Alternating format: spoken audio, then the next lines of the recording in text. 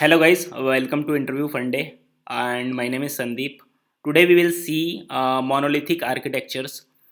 System design के topics में अगला लेक्चर जो हम कवर करने वाले हैं दैट इज़ मोनोलिथिक आर्किटेक्चर्स. आपने सुना होगा monolithic versus micro service architectures.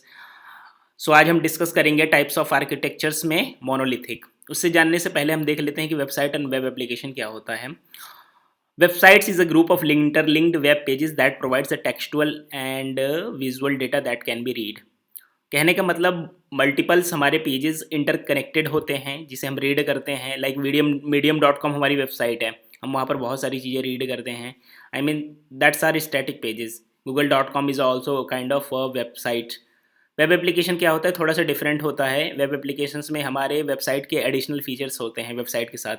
जैसे यूट्यूब हो गया, ट्विटर हो गया, जहाँ पे हम ट्वीट भी कर रहे हैं, रीड भी कर रहे हैं दूसरों चीज़ों को, दूसरे ट्वीट को रीड भी कर रहे हैं, खुद राइट भी कर रहे हैं, मैनिपुलेट भी कर रहे हैं. So basically web applications provides the dynamic data that can be read and write manipulated on the web pages.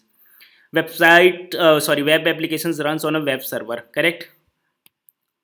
अब आ जाते हैं वेबसाइट सारे static pages webs and dynamic pages. Monolithic का मतलब क्या होता है? मोनोलिथिक आप अगर लेमन लैंग्वेज में बात करो, so formed of a single large block. I mean चीज़ें सिंगल यूनिट में बाइंड होती हैं. इसको इस तरीके से कह सकते हैं like monolithic architecture defines the units unified model in which complete application is deployed as a single unit system in system design, correct.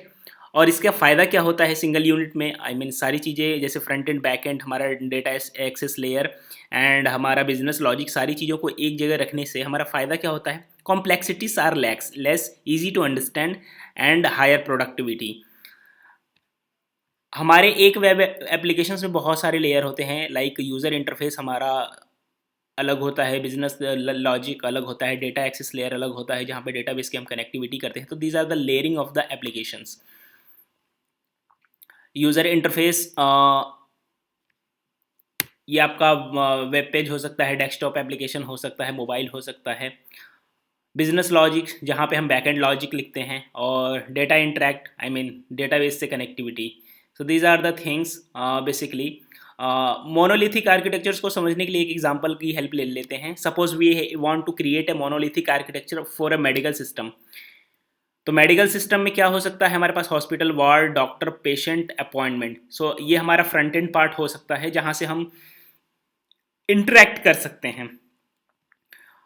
Business logic में हमारा इनके लॉजिक्स होंगे. लाइक हॉस्पिटल से रिक्वेस्ट आ रही है तो हमें क्या करना होगा, अपॉइंटमेंट्स आ रहे हैं तो क्या चीज़ें हमें परफॉर्म करनी है, तो वो बिजनेस लॉजिक हम इंटरनली बैक एंड में लिखेंगे. एंड डेटा एक्सेस लेयर हमारा डेटाबेस से कनेक्टिविटी की चीज़ें होंगी.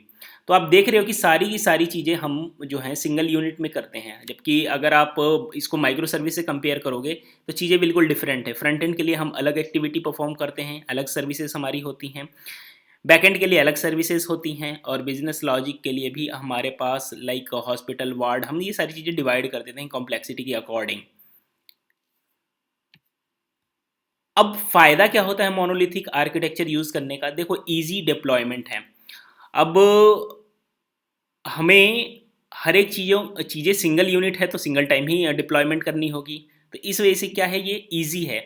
Easy deployment and development both. Monolithic architecture is a traditional model for design, therefore doesn't require many skills developer due to less complexity. Complexity less है, इसलिए development easy है. Deployment के case में भी वही है, single repository है, it is easy to handle and only one directory has to be cared about.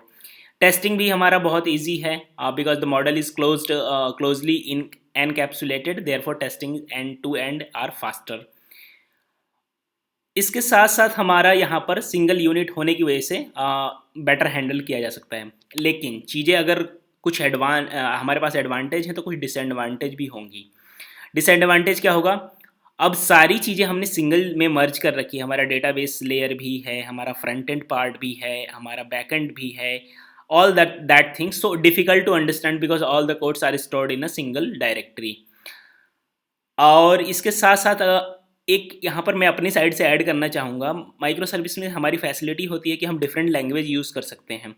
Like front end के लिए हमने किसी डिफरेंट लैंग्वेज का यूज़ किया है, आई मीन बैक एंड में भी हमने सी शार्प यूज़ कर लिया या फिर कोई अदर फ्रेमवर्क यूज़ कर लिया, कुछ सर्विसेज हमने जावा पे बना ली, बट मोनोलिथिक में ऐसा सिंगल नहीं होता है. It is challenging to introduce a change और replace a framework since every element is tightly coupled.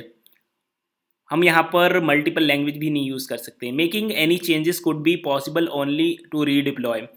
और यहाँ पर एक माइनर चेंज की वजह से भी हमें पूरा का पूरा एंटायर कोड, जहाँ पे हमने सिंगल यूनिट में बेनिफिट तो ले लिया था, बट थोड़े से चेंज की वजह से भी हमारे सारी चीज़ें टेस्ट करनी पड़ रही है, सारी चीज़ें रीडिप्लॉय करनी पड़ रही है. So that is the disadvantage of monolithic architecture.